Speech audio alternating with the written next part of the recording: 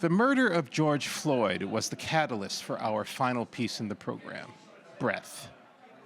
The libretto considers bread as in value, breath as in life force, and breadth as in the radius of American promise. Now, I'm joined now by Jeanelle Austin, Executive Director of the George Floyd Global Memorial. Jeanelle, will you come join us?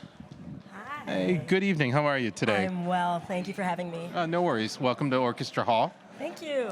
And welcome to our audience out there in TV land. Hey, friends.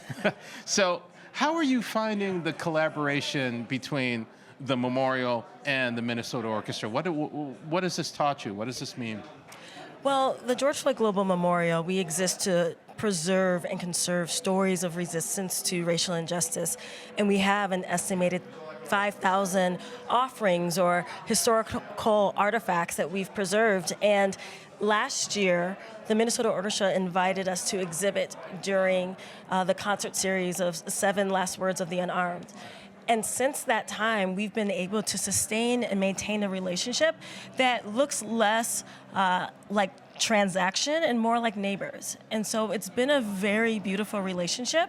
And next week, we are going to invite them to George Floyd Square to perform Breath. All of next week, it's what we're calling Rise and Remember Ubuntu. Ubuntu means I am because we are. We want to focus on this idea of coming together and being together in community and celebrating. Everyone is invited to come and pay respects, but also to experience Black joy and Black music and art and all the different ways that we express ourselves through art. It's going to be amazing in the space of origin where that piece was created. Excellent, excellent. I might show up. Please do. Listen, I just, curiosity, very quickly, can you give me an example of one of those exhibits that you have at the memorial? Absolutely. So right now, we are exhibiting Voices of the Unheard. We went into the classrooms of Anoka High School and the classrooms of Harvest Best Academy, and we met with 120 students and asked them to pick the pieces of protest art that they connected with. And now we have an exhibit at Chicago Avenue Fire Arts Center that have about 200 pieces of voices of the youth to say, these are the stories that I resonate with right now in this moment as I think about the fight for justice. Wonderful. So the next generation is well represented. Absolutely. Excellent. Now, speaking of previous generations, you are a previous generation musician, I've heard, right? So yes. this resonates, so to speak, with you very closely. Absolutely. So I used to play the tenor saxophone.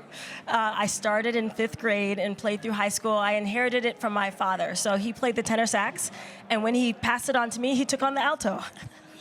Oh, so there are musicians throughout your family. Oh, yes. Wonderful. Well, thank you so much, Jeanelle, for being here today. Thank you. Really appreciate you, and enjoy this premiere of Breath tonight, all right? Thank you. Thank you.